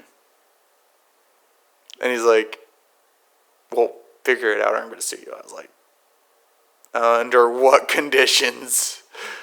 I mean, basically, at the end of the day, I was just like, dude, here's your website files. Have a good day. Like, go figure it the fuck out. Yeah, and some people don't realize that either. I had a buddy he didn't realize that his web hosting was on some marketer's web hosting platform. No, and I was like, dude, you got no fucking domain authority. You are just being her little fucking bitch. You are a barnacle on a mussel attached to a rock. It's the truth. And it's like, I try and help people, and then they burn me, and it's like, all right, go back to GoDaddy, I guess. I mean, like, you're more than welcome to host your own domain. I don't care. But it's like, I try and help people, and I'll host their domains, or I'll transfer them over to my hosting service where it's cheaper, and I can help them with their, domain name settings and do quite a bit of powerful stuff for them. But then it's like, oh, well, we're going to go work with some other tech guy because we decided we don't want to pay you anymore. And now it's like, because when I first started getting companies and I started working in this field, I questioned the whole point of, like, why tech guys were just randomly disappearing, like, from their own businesses. And now I understand. I fully understand. Because when you meet a business that has like 8, 9 employees, and they tell you that their entire budget for technology for the last year was $800. Ew. And then I asked them what happened to their last tech guy, and they're like, we don't know, he just disappeared. And I said, it's because your tech budget was $800. You paid him $800 for the entire year, I would have left too. Yeah. I made him pay me $2,400 up front for a base set of hours that they got that literally fell off at the end of the year. And then when they called me the first of the year, I was like, hey, your hours expired. They're like, wait, we still had like 16 hours. And I'm like, and? I have a business to run. Mm-hmm. You bought hours. You didn't use them. I'm sorry. Mm-hmm. That's just the way it is. And, yeah. And they leave butthurt, and I'm glad I know what I know, because oh, yeah, no. I don't want to get burned. I've just never been afraid. What kills me is, like, the barrier to entry to build a fucking website is low now. Dude, oh, God. It's just so fucking it really low. Is. It's like they're fucking lazy. They're just fucking lazy. And that's the thing. It's like, I don't even want to waste my time building people's websites. Like, if I'm going to build them a website, I'll do it for a backlink only. And I'll load that bitch up. Honestly, the only reason Fucking I'm building backlinks. people's websites is because they're purchasing my CRM. Mm-hmm. And it's, dude, I'm doing websites in a day because I'm running templates. That is what you're getting. You're getting a damn template. It doesn't matter where Yeah. you go, you're getting a damn template. Yeah, like, it's the barrier to entry to do it is low. They're just too fucking lazy. No, to it's learn. not that they're too lazy. Most people don't really know how to even go get a hosting plan. Honestly, like, if Yeah, you go ask what? any business owner, if you ask them where they're going to go and get a domain, they're going to like, I don't know. What's a domain? Yeah, right. And I wouldn't have told you either. I wouldn't have known no better. Yeah. Like 10 years ago. And then it's like, and then you try and explain to them, okay, actually, no, even better. Go to a network group and look at business cards. And you can tell which businesses are still fairly new or really don't understand technology because they will have their business name at Gmail. Yeah. And if they have employees, let me rephrase that. If they have more than 2 employees and their business name is at Gmail and you're a tech person, stay the hell away from them. They are not a technology invested business. They will cost you money. That's good to know. I need to really change my game. Basically, when I look at a business, and when we first talk to businesses, I ask a set of questions that basically not only creates a relationship, but actually helps me understand whether they are a cost-focused business or a technology-invested business. So, and what that does is tells me, do they look at technology as 100% cost or an investment? Because if they look at technology as a cost, they are not worth my time. If they look at technology as an investment, they'll spend more money with me. Because they'll see it as I can help them utilize technology to grow. True. But yeah.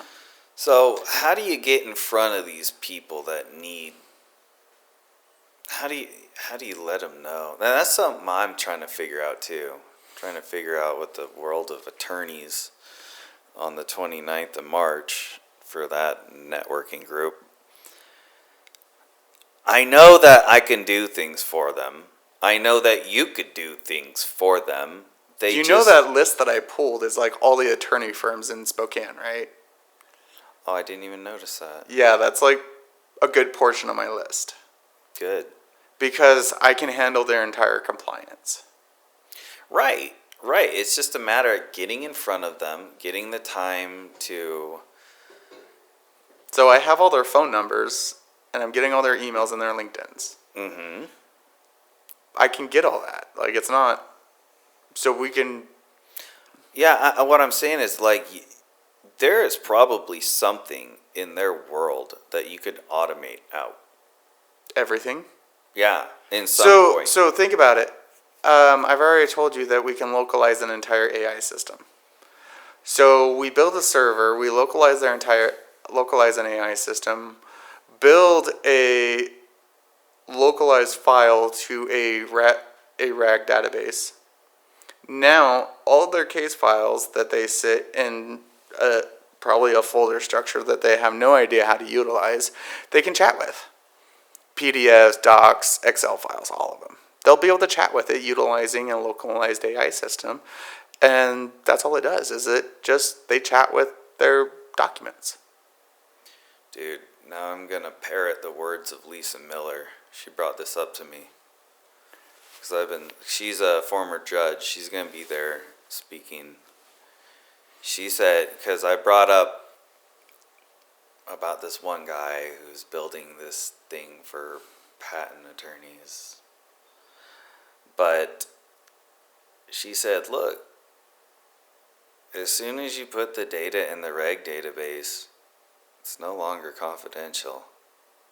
So actually, it is because we host it inside the data, inside localized as well, inside a fully secured server.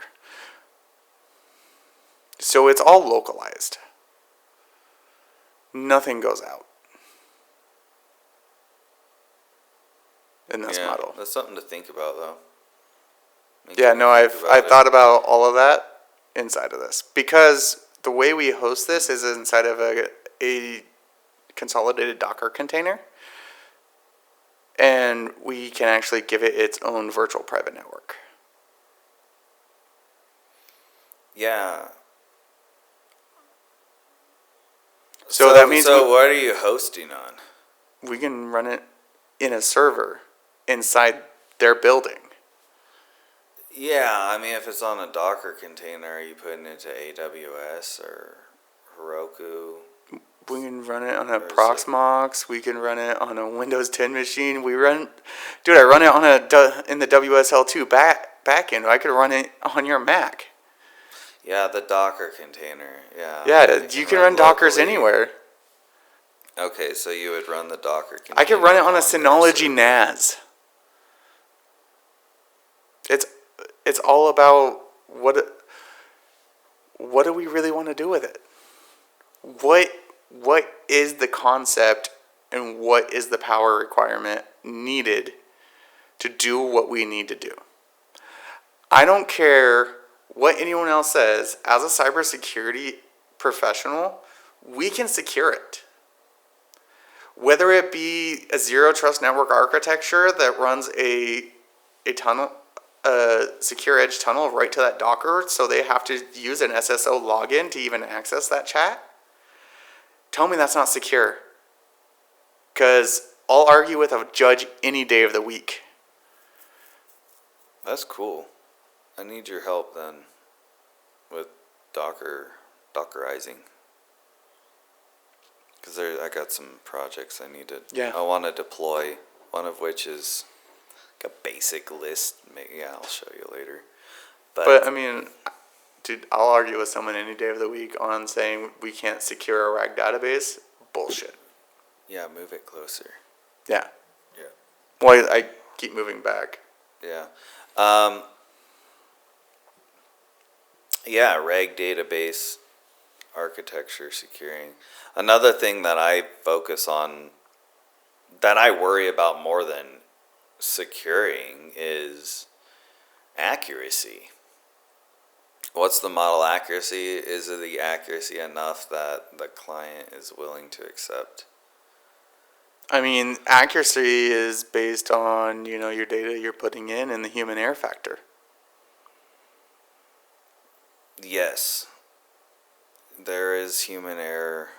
Like my localized RAG database, basically you just tell it, because it has PDFs based on, our certain true methods framework that I utilize for, sales and marketing and our style of business. So I say, hey, I want to know this in smart numbers, and it just brings it up. Because it pulls based on the Postgres vectorization of the chunks. So if it's got this and this and this and this as smart numbers, it's going to bring up that, and that. So how long have you been coding in Postgres? I don't code. I know Python. Oh. I understand how to read it. I really suck at writing it. You understand terminals? Okay. Well, that's cool. Good. So you're playing around with Postgres. Yeah. Yeah. Have you ever watched the show Mr. Robot? No. Oh, I don't watch TV. You should watch it. It's a USA movie, or it's a USA show. It's a good fucking show. It's about hackers. Okay. Yeah, it's a good show. Mr. Robot's phenomenal. It's binge worthy. Maybe. Like, it's legit. All of his attacks he does. Yeah. Interesting. Yeah, I know. It's a great show, dude. It's like Breaking Bad, but for hackers. Sweet. Yeah, Mr. Robot. My back's killing me. Yeah, no worries. Yeah, I think. Okay. Do you want to take a break, or we can? No, I gotta get home. Okay, well then, hold on. Last question. Yeah. Okay. Where can people find you? So you can find me on our website, itonexus.com. There's pretty much every social media, Facebook, ITO Nexus Technologies, LinkedIn. You can find me, Daniel Lammers, or there's ITO Nexus. There's also Instagram. I believe we're on X still. I am so bad with social media. I don't even get on there. Yeah. But yeah, pretty much. We have a YouTube channel too. What's that other one that's kind of like YouTube? Rumble? Yeah, I'm on there too. Cool. We're gonna live stream to there. I would be looking out for next week. I think we're gonna start doing our live webinars here soon. Probably gonna get our podcast up and running pretty quickly.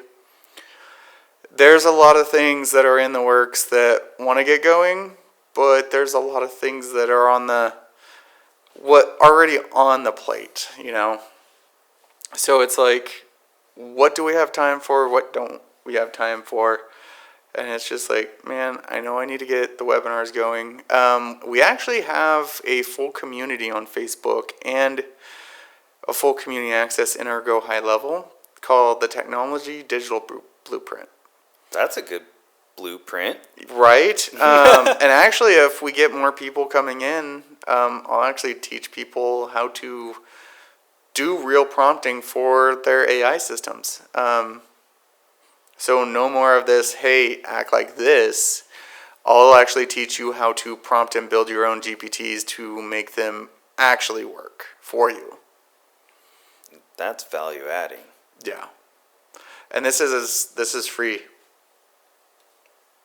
That's cool. Well, we will be sure to put all the links to those in the video description below.